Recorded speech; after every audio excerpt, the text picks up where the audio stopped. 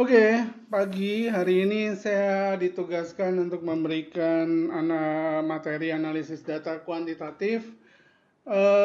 Mungkin hari ini saya khususkan tujuan kita selain untuk proposal skripsi, tapi ya jujur-jujuran kita tujukan untuk UAS dulu ya. Jadi saya akan bahas hal-hal yang perlu kalian ketahui sebelum kita menghadapi ujian akhir. Ini presentasi saya, nanti terserah Bu Herlina mau dibagikan atau gimana, nanti dihubungi program studi atau dosennya masing-masing. Oke, saya mulai ya. Ini di awal kita membahas tentang univariat dan multivariat. Univariat itu adalah bahasan tentang satu variabel yang kita bahas secara detail. Misalnya kita hanya membahas satu variabel saja, misalnya rata-rata penjualan, kita lihat standar deviasi dan lain-lain. Sebetulnya di tengah-tengah ini ada bivariat, yaitu yang dua variabel itu ada korelasi, ada uji beda dan macam-macam, dan ada multivariat. Ini yang sekarang lagi banyak digandrungi orang. Katanya kalau menggunakan multivariat penelitiannya jadi jauh lebih baik, tapi saya nggak ke sana ya. Tapi ini harus saya bahas. Oke teman-teman, ini yang saya akan bahas. Yang pertama model regresi. Kenapa model ini banyak digunakan oleh teman-teman di UGM terutama. Jadi teman-teman harus mengetahui model regresi. Teman-teman, regresi ini tujuannya ada dua. Sekali lagi saya bilang tujuannya ada dua. Yang pertama kita memprediksi. Jadi tugasnya regresi ini adalah memprediksi variabel terikat. Oke ya, memprediksi. Yang kedua adalah mencari pengaruh. Jadi jangan dianggap bahwa kalau dengan regresi harus memprediksi sesuatu, tidak ya. Ini adalah modelnya dan teman-teman bisa baca dari presentasi ini yang cukup jelas saya pikir. Oke, berikutnya. Ini masih model regresi yang biasa kita tampilkan, teman-teman paham ya? Ini adalah model di populasi. Kalau di sampel kan B kecil, B0, B1X1, B-nya pakai B kecil. Kalau di populasi kita menggunakan beta, sebab ini parameter. Nah ini adalah multivariat. Jadi secara umum multivariat itu adalah analisis yang melibatkan banyak variabel. Sebetulnya regresi berganda atau regresi ganda, saya sudah katakan itu sebagai multivariabel, karena multivariat, karena dia multivariabel. Oke, saya agak percepat ya. Nah ini jumlah variabel, teman-teman lihat kalau univariat satu variabel, misalnya pengetahuan, sikap, praktek ini satu variabel. Kalau multivariat lebih dari satu variabel, dia membentuk satu faktor, konstruk dan lainnya. Contoh perilaku. Ini adalah analisis multivariat misalnya. Kita lihat kalau univariat itu koordinasi, kerjasama, tanggung jawab, dia satu-satu itu adalah univariat. Tapi ketika koordinasi, kerjasama, tanggung jawab, dia menggabung menjadi satu, kita memberi nama dia faktor kinerja atau variabel baru itu kinerja.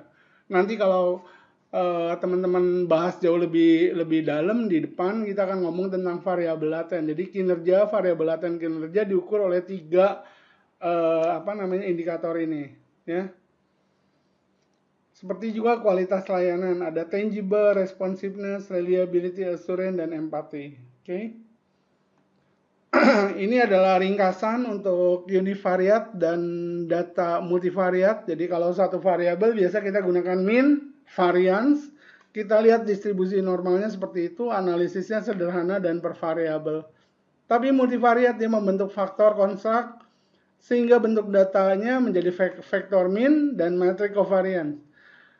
Normalitas datanya dia komprehensif dan membentuk faktor yang seperti ini ya. Ini adalah normalitas untuk multivariat data. Ini adalah metode multivariat yang saya rangkum dari buku. Jadi teman-teman lihat. Seperti ini repotnya multivariat. Oke. Ya. Nah ini adalah statistik untuk multivariat juga, tetapi di sini kita ngelihat ada mana dependennya, mana independennya. Kalau independennya satu, dependennya banyak, dia menggunakan apa saja. Ini sudah dibuatkan matriks seperti ini agar lebih mudah ya. Misalnya regresi, multiple regression itu berarti apa? Independent variabelnya banyak. Dia metrik skalanya. Skala metrik itu apa? Skalanya minimal, interval, dan rasio. Jadi hati-hati yang menggunakan regresi multiple. Tidak boleh skalanya di bawah interval ya. Dependent variabelnya satu, jadi dia menggunakan multiple. Banyak ya di sini pilihannya. Jadi apa yang teman-teman pelajari masih sedikit sebetulnya aja, tapi pelan-pelan kita akan pelajari lebih dalam lagi ya. Oke, ini masih sama matriks juga yang saya berikan. Ini independent statistik. Jadi ada prinsip komponen, faktor analisis ya, dan lain-lain. Oke, saya akan pemanasannya udah, kita masuk ke SEM karena banyak orang yang lagi rame-rame SEM terutama untuk bahas jurnal. Hampir semua jurnal sekarang menggunakan SEM, bahkan saya perhatikan di UBM kalau nggak menggunakan SEM, anaknya panas dingin kalau yang manajemen terutama. Sebetulnya SEM itu apa sih? SEM itu adalah gabungan dari faktor konfirmatori atau faktor analisis konfirmatori dengan analisis jalur.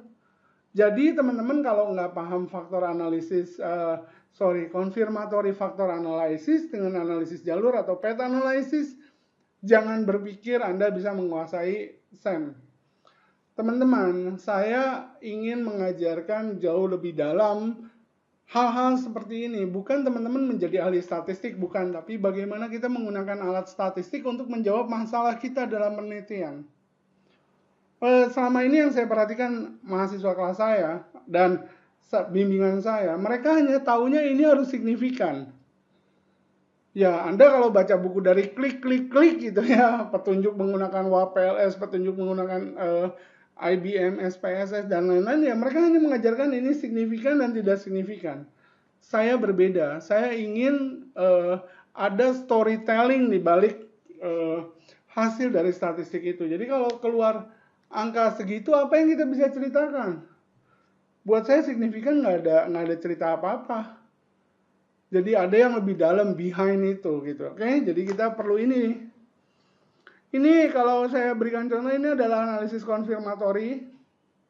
Kalau saya balik ke slide awal yang ini, nah yang ini kualitas layanan ada 5.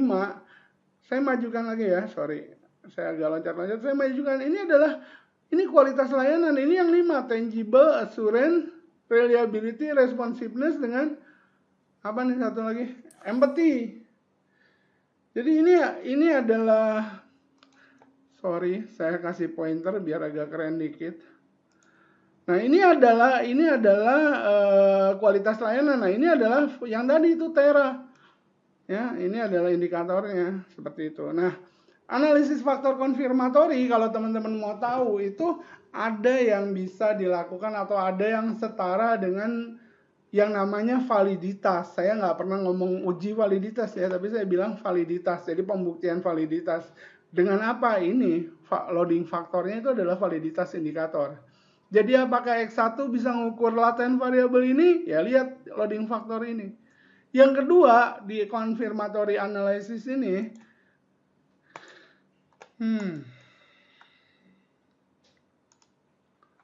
next. Nah, ada measurement error, reliabilitas indikator. Nah, ininya adalah untuk mengukur reliabilitas. Jadi teman-teman di confirmatory factor analysis ini bisa lihat validitas, bisa lihat reliabilitas. Tapi ini keluaran ini menggunakan yang program yang mainstream, yaitu program Listrel. Reliabilitas faktor atau konstrak. Oke, teman-teman. Dalam SEM, reliabilitas tidak lihat konsistensi internal dengan alpha Cronbach. Karena banyak orang menggunakan alpha Cronbach. Dan sebenarnya ketika kita sebelum menyebarkan kuesioner, validitas dan reliabilitas harus kita buktikan terlebih dahulu. Makanya biasanya kita menggunakan item total corrected dan internal konsistensi alpha Cronbach. Reliabilitas validitas pada model SEM di model pengukurannya nanti ini hanya untuk melihat validitas dan reliabilitas dari data yang kita gunakan. Jadi data yang terkumpul itu betul-betul bisa mengukur apa yang ingin kita ukur dan konsisten enggak. Oke ya. Sampai tahap itu, sambil teman-teman catat apa yang mau ditanyain. Saya pikir nanti tanya jawabnya biar agak seru. Oke, saya maju lagi. Nah, ini contoh konfirmatory faktor analisis seperti yang tadi ya. Orang yang namanya sejahtera itu tercermin dari pendapatan, kesehatan, pendidikan, keamanan, psikologi, lingkungan. Nah, ini adalah errornya, error pengukurannya. Nah, angka di sini nanti di tengah-tengah garis ini, inilah reliabilitas. Nah, ini angka ini, inilah validitas. Oke. Oke, saya masuk ke term berikutnya adalah analisis jalur. 30 slide kalau saya cepat ya ngomong. Analisis jalur ini untuk menguji seperangkat hipotesis kausal, yaitu saling berkaitan satu dengan yang lain. Nah, analisis jalur ini sebetulnya masih pengembangan dari analisis regresi. Kalau regresi kita mengenal atau yang biasa kita gunakan adalah unstandardized coefficient beta. Ya, kalau di keluaran SPSS atau PSPP yang saya ajarkan, biasanya teman-teman bisa lihat di tabel koefisiennya ada unstandardized betanya yang kita lihat. Sedangkan kalau di analisis jalur yang kita lihat bukan unstandardized beta, yang kita lihat adalah betanya. Betanya yang standardized. Nah, beta yang standardized berarti apa? Persamaannya tidak menggunakan koefisien lagi, tidak menggunakan konstanta lagi. Jadi cara nulis persamaannya agak beda dikit. Oke ya, tapi itu bisa diabaikan. Nah, yang penting dalam analisis jalur ini adalah cara berpikir kausal. Jadi, mana yang menjadi sebab, mana yang menjadi akibat. Ya, mana yang dipengaruhi, mana yang memengaruhi. Makanya di analisis jalur saya lebih suka menggunakan istilah variabel eksogen untuk variabel yang memengaruhi, dengan variabel endogen untuk variabel yang terkena pengaruh dan bisa memengaruhi variabel lainnya. Nah, ini contoh diagram dari analisis jalur. Oke, perhatikan ini diagramnya. Jangan hiraukan notasi aritmetik. Karena notasi aritmetik bisa kita buat gampang nantinya ya. Nah, sekarang akan saya masuk ke persamaan struktural atau biasa orang bilang SEM.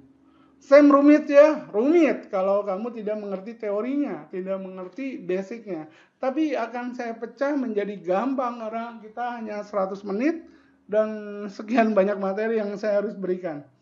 Please perhatikan dengan baik. Teman-teman, gambar yang sekarang saya buka ini, kelihatan kan? Ini adalah confirmatory factor analysis. Oke, ada berapa variabel? 3 variabel apa? Observe atau biasa bilang manifest. 1 variabel laten.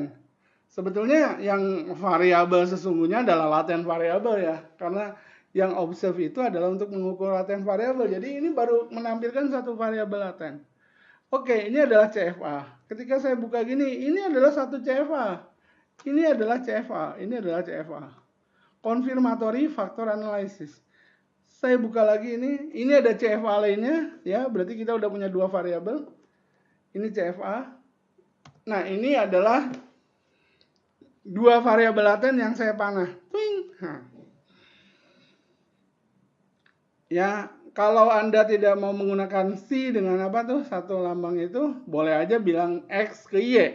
Ini adalah X ke Y. Jadi ini hanya 2 variabel, sama dengan kita bikin regresi sederhana X ke Y. Hanya variabel X-nya dia tidak terukur, maksudnya tidak dapat diukur secara langsung, laten, dan variabelnya Y-nya juga laten. Jadi structural equation model tidak lain tidak bukan adalah apa? PET analysis untuk confirmatory factor analysis. Artinya PET analysis untuk variabel-variabel laten.